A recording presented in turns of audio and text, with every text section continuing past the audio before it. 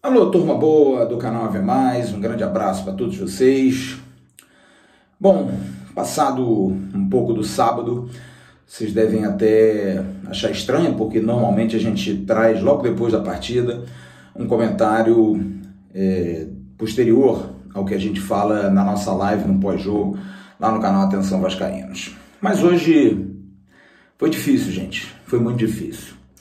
Eu queria discutir alguns pontos aqui. Primeiro dizer a vocês o seguinte: a função nossa é uma função que pré-estabelece uma relação de opinião e vocês entenderem ou não, vocês concordarem ou não. Ninguém está aqui para impor uma opinião. Se vocês acharem que a opinião não é verdadeira, verdadeira sempre será, mas se é uma opinião que não condiz com aquilo que você pensa, tranquilo. Discordar faz parte, com educação, com respeito, tranquilo. Opinião, cada um tem uma. A nossa função é emitir opinião, mas muito mais baseado em observações, em experiência, em conversas com pessoas que fizeram o jogo. E eu fiz isso hoje, muito, depois da partida. Tive a oportunidade de conversar com alguns companheiros, pessoas também da imprensa, pessoas até do próprio Vasco, porque fiquei muito preocupado. Eu já estava muito preocupado, realmente estava. Eu sei que tem muita gente que vai dizer, mas vocês elogiavam o Marcelo Cabo. Só que eu acho que isso é muito oportunismo, gente. Eu acho que é muito oportunismo. Uma coisa é você identificar um erro, você identificar uma falha, dizer. Outra coisa é você simplesmente querer ter razão e dizer claramente, eu disse, eu avisei. Aí é uma coisa que, para mim, não ajuda. A gente elogia quando as pessoas merecem elogio. A gente critica quando as pessoas merecem a crítica. Eu falei isso, inclusive, no pós-jogo. Outro dia eu li uma mensagem de um torcedor dizendo que não acreditava mais no que eu falava sobre o Andrei, porque seria uma marcação pessoal, algo pessoal. E não é, gente, com ninguém, absolutamente ninguém, rigorosamente ninguém eu tenho nenhum tipo de perseguição, não sou desse tipo, já passei disso, nunca tive isso como balizamento na minha atividade profissional. Eu sou uma pessoa centrada, sou uma pessoa que tem família, eu sou uma pessoa que estuda demais por aquilo que fala, claro, misturo a minha emoção, fico muito chateado porque eu vejo conceitos que na minha vida são bastante claros, quando eu falo, por exemplo, de intensidade, atitude, são coisas que transcendem o esporte. Você precisa ter atitude, você precisa ter iniciativa, pessoas que esperam as outras tomarem decisões. Eu não tenho paciência, acho que incompetência é algo que não se estabelece. Você precisa saber fazer alguma coisa, você tem que ser competente em alguma coisa na sua vida.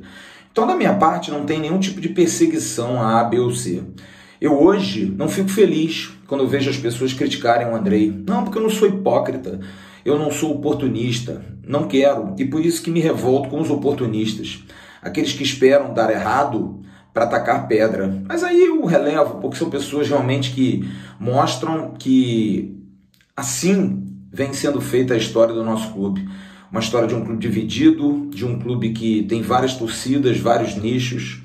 Mas eu queria deixar isso bastante claro antes de poder falar um pouco da impressão que eu tenho depois dessa tarde aí, um pouco relaxada e depois de um bom almoço, de uma conversa, de uma boa leitura. Tudo isso faz a gente refletir um pouquinho para a gente poder trazer uma opinião diferente daquela da cabeça quente. Porque, claro, algumas vezes a gente passa até do limite, mas não me arrependo em momento nenhum. Acho que a opinião precisa ser dada no momento e tudo daquilo que eu transfiro, cada um tem um jeito de falar. O Emerson tem um jeito, o Vaguinho tem outro, o Jean tem outro, o Tiru tem outro. Eu sou assim, eu sou uma pessoa que procuro me posicionar e exatamente por conta de não conseguir ser irrelevante à incompetência, eu me revolto, eu fico chateado.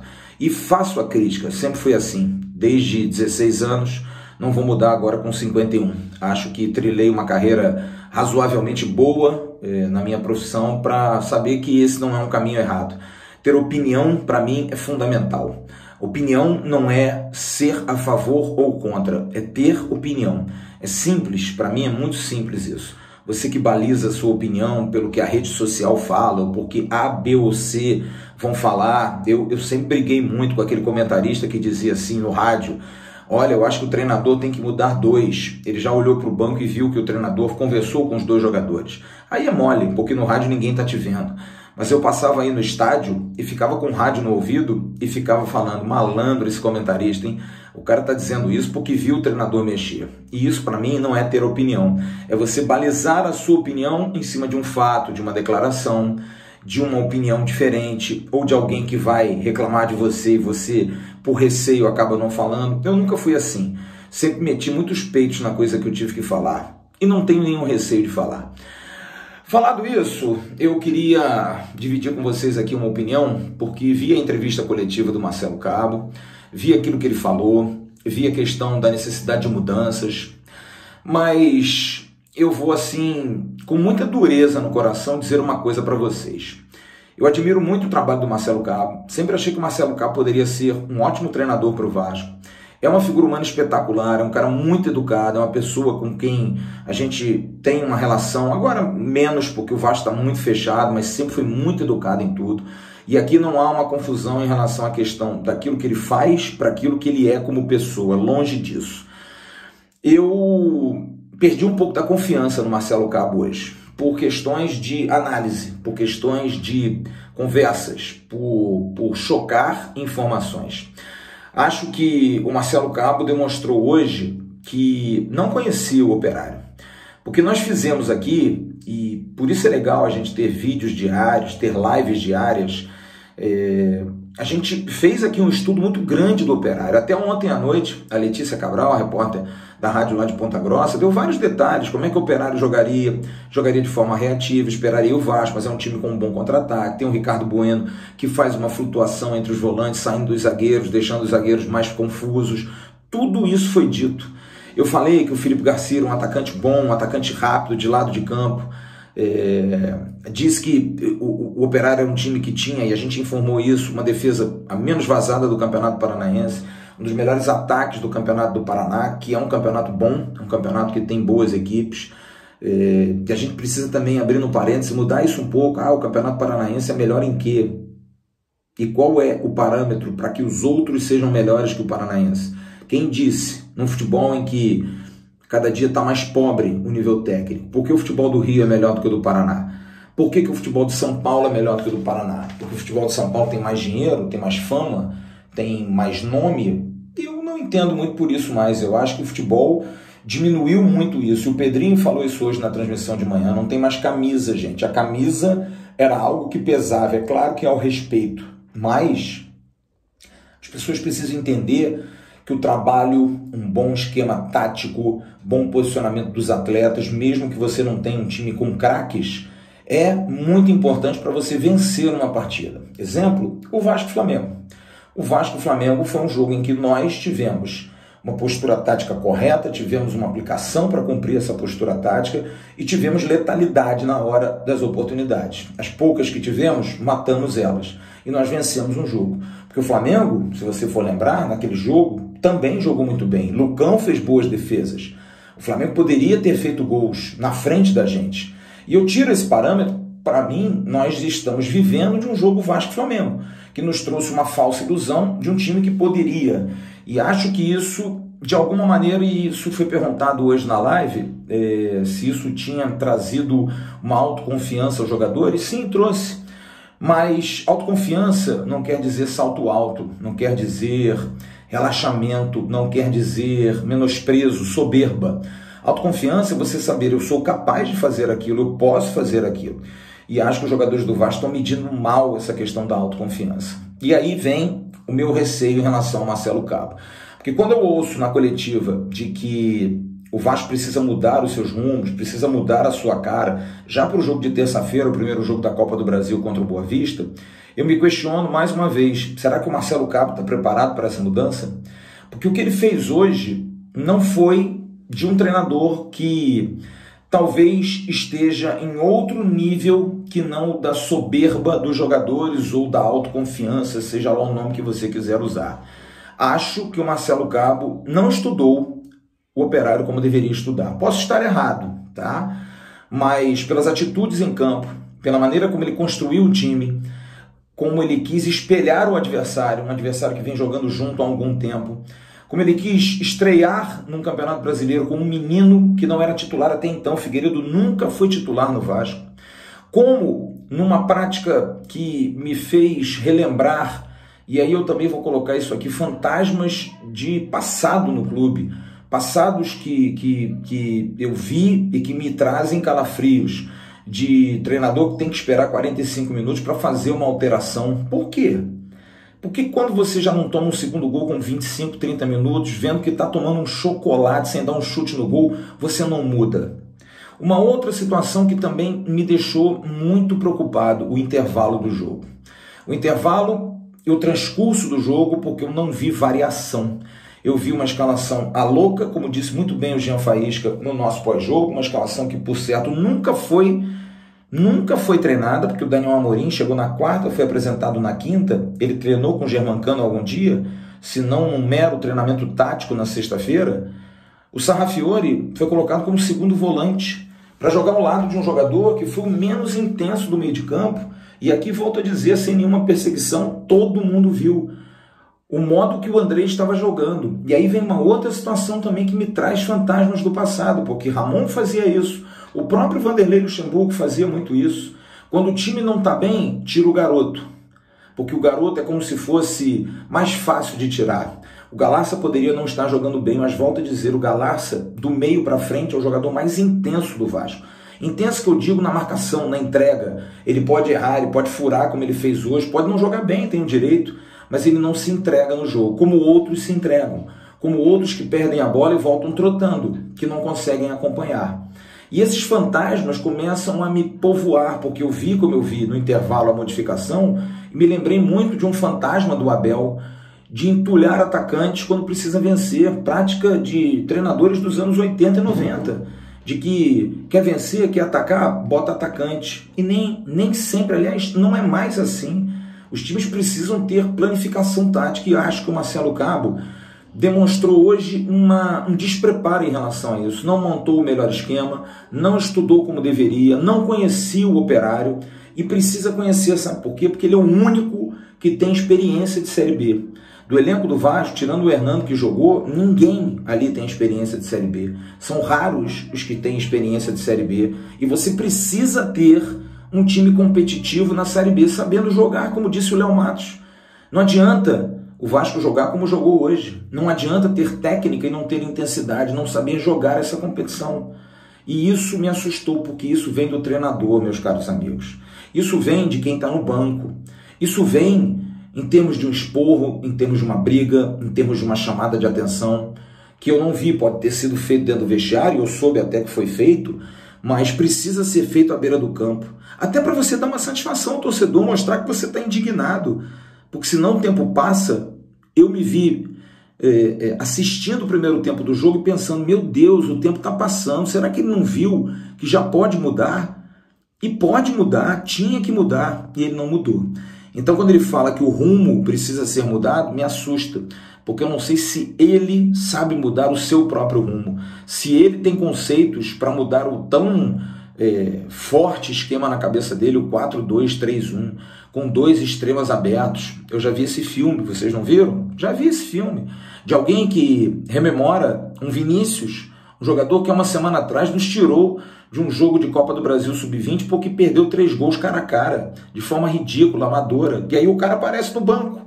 Então é uma sequência de erros, uma sequência de escolhas que eu preciso entender, e eu acho que o torcedor precisa entender. E por isso que eu digo aqui, eu perdi um pouco da confiança no treinador do Vasco. Ele precisa mostrar que ele admitiu esses erros e precisa corrigir. Eu quero acreditar que ele tenha visto. Porque no domingo passado, eu falei depois do jogo do Botafogo, que o time não jogou nada, que foi uma tragédia, que a preocupação maior era a forma como o Vasco tinha jogado. Falei isso várias vezes aqui no canal, tanto lá no Atenção Vascaínos como aqui. que eu acho que o time precisava ter uma reação, e passava muito pela postura do Marcelo Cabo, e acho que o Marcelo Cabo demonstrou isso. Mas como a gente não vê os treinos, hoje me dá a impressão de que ele não entendeu o que aconteceu domingo passado, que o filme foi o mesmo. Nós só não perdemos demais para o Botafogo porque o Botafogo não foi competente. E não perdemos demais hoje para o Operário porque a trave não deixou. Aliás, a trave tinha que ganhar uma nota hoje. Então ele não entendeu, e isso é que me traz insegurança, porque quando o comandante não sabe, se a gente não tem jogadores que tenham essa iniciativa, e eu não sinto isso, pode ser que um Rômulo pense assim, pode ser que um Castan pense assim, pode ser que um Michel pense assim, mas esse time que estava em campo hoje não tem essa iniciativa, me preocupa. Que me pareceu o comandante perdido, o comandante sem saber o que fazer, sem planificação tática, sem variação tática, de mudança de esquema para procurar sair aquela forma do adversário atuar, sem ter nenhum tipo de alternativa, porque você bota dois atacantes que nunca treinaram, bota uma linha de 3 e deixa um volante que é o único que não marca ninguém, é você convidar o adversário à destruição, porque é muito fácil você dizer assim: não, a gente precisa atacar, a gente precisa sair. Mas você precisa ter organização, porque se você botar 5 atacantes, você precisa ter uma forma da bola chegar. O que faz o Operário? Adianta a marcação, evita com que o Vasco saia. O Vasco não tem saída de bola. Não tem como alcançar os atacantes. O Daniel Amorim não tocou na bola no segundo tempo. Então isso precisa ser treinado, isso precisa ser colocado em prática, isso precisa ser visto. Eu não sou treinador, gente. A gente vê futebol há muito tempo, mas para mim são coisas tão lógicas e tão claras que eu gostaria muito de conversar com o Marcelo Cabo e perguntar a ele. Mas hoje também no Vasco está isso, está fechado. A gente não tem oportunidade de conversar, até para as pessoas que dizem que a gente tem um privilégio. Vocês podem perceber, a gente não tem entrevistas e com mais ninguém. Com mais ninguém. Nenhum órgão de imprensa conversa mais diretamente com o treinador, com os jogadores. Só nas entrevistas coletivas o Vasco se fechou.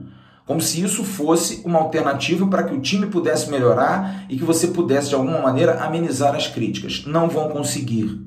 Não vão conseguir, e acho que isso é você colocar uma bolha num grupo que pode ter prejuízo lá na frente, porque os jogadores precisam entender o que está acontecendo. Os jogadores precisam entender a força do clube, precisam entender que o Vasco não pode estar na situação que está, porque para os novos a gente até tira um pouco o pé, como o Zeca, por exemplo, mas para aqueles que já estão há muito tempo, como o Ricardo Graça, como o Andrei, até para os que jogaram ano passado, como o Léo Matos, como o Germancano, como o Gabriel Peck, gente, vocês já viram a tragédia. Os fantasmas não precisam voltar, e hoje eu me assustei. Estou muito assustado e estou muito decepcionado porque vários fantasmas voltaram. Eu vi o time de 2020, eu vi o time do Abel de 2019, o time de Totó, eu vi o Abel colocando vários atacantes para tentar responder ao anseio de um time mais ofensivo, eu vi um treinador como os demais da temporada passada que não sabiam mudar um esquema tático para fazer o time alternar. O Vasco precisa do Marquinhos Gabriel eternamente? Não sabe jogar se não tiver um meia de ligação? Bem-vindo ao mundo. O mundo não tem mais esse jogador. Que bom que o Vasco tem, mas se ele não tem essa continuidade, criemos uma alternativa. E não tá legal, não tá bom. Vamos enfrentar um adversário, sim, que passa a ser perigoso. Qualquer adversário que enfrente o Vasco vai ser perigoso, porque o Vasco não sabe jogar contra times que, infelizmente, se fecham, não sabe propor jogo. Times que marcam a saída de bola do Vasco, que continua sendo um outro erro. Não era, voltou a ser, sair jogando de trás, assim tomamos 2 gols. Para que repetir? Então eu digo aqui, quero acreditar que a coisa pode melhorar, mas hoje perdi muito a confiança no treinador do Vasco. Volto a dizer, nada pessoal, gente. Gosto muito do Marcelo, mas como observador de futebol. Senti o Marcelo hoje como comandante inseguro, sem ter armas no bolso para tentar vencer o adversário e sem ter alternativas na guerra para tentar mudar o jogo. Ele não conseguiu isso, infelizmente. Tomara que eu esteja errado, tomara que ele consiga realmente mudar o time, mudar o esquema, mudar a postura, que eu voltaria com um tradicional 4-4-2, um atacante de lado e um jogador de área como o Germancano, 4 homens no meio campo, bota 3 volantes, vai você ter posse de bola, não pode ficar rifando, para você poder liberar o Zeca, bota o Galaça fazendo uma ajuda ao Zeca, para o Zeca poder entrar nessa armação do meio, deixa o Galaça mais pela esquerda, ter 2 volantes mais experientes que possam sair jogando, tira o Andrei do time, não tem condição psicológica de continuar. porque senão não vai dar. E você ter um meia, não é o Marquinhos Gabriel? Vá com o Serrafiori. Não é para isso que ele foi contratado? Vamos vê-lo jogando na posição dele um pouco mais de meio avançado, para ver que bicho que vai dar. Porque do jeito que foi hoje, sinceramente, desanima o torcedor, desanima todos nós e preocupa acima de tudo. É a primeira rodada, claro, ainda dá tempo de mudar, mas essa é a minha preocupação. Será que o Marcelo Cabo sabe fazer essa mudança? E volto a dizer, nós elogiamos o Marcelo Cabo pelo trabalho, sim. Ele fez um bom planejamento no Campeonato Carioca, sim. Mas hoje demonstrou que não se preparou para o jogo mais importante desde que ele chegou aqui. Porque o jogo mais importante não era contra o Flamengo. O jogo mais importante era hoje. E ele não se preparou. O time não se preparou. O time não entrou com o espírito que deveria entrar. Não criou alternativas táticas. Os jogadores não sabiam o que fazer dentro de campo. E a gente tomou na cabeça. É isso. Vamos ver. Vamos esperar. Grande abraço. Muito obrigado. Desculpe qualquer coisa mais uma vez. Às vezes a gente fala. A gente tem que falar as verdades. Pelo menos as verdades que eu acredito. Às vezes não é verdade de todo mundo. Mas de minha parte nunca vai ter omissão e frouxidão. Pode ser, como eu disse ontem, o presidente da República, pode ser o Papa, pode ser qualquer um. Pisar no pé do Vasco é pisar no meu pé. Então eu preciso falar, desculpe, não sou mais Vasco que ninguém, não tenho pretensão nenhuma disso, zero, absolutamente zero. Eu só quero ser feliz e que o meu povo, as pessoas que torcem pelo Vasco, também sejam felizes. Não quero ficar recebendo meme, não quero ficar recebendo piadinha, não quero ficar recebendo mensagens de torcedores tristes, chateados. Isso me chateia muito, isso me absorve demais. É isso, tá bom? Grande abraço a todos vocês e dentro do possível. Esfriem a cabeça, vida que segue. Tchau, turma.